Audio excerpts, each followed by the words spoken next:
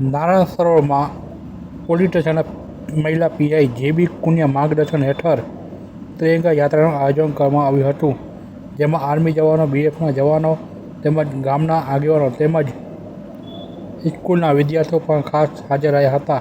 તેમજ કોટેશ્વર મંદિરના મહંત દિનેશગીરી બાવાજી તેમજ નારાયણ ગાદીપતિ સોનલાલજી મહારાજ પણ ખાસ હાજર રહ્યા હતા.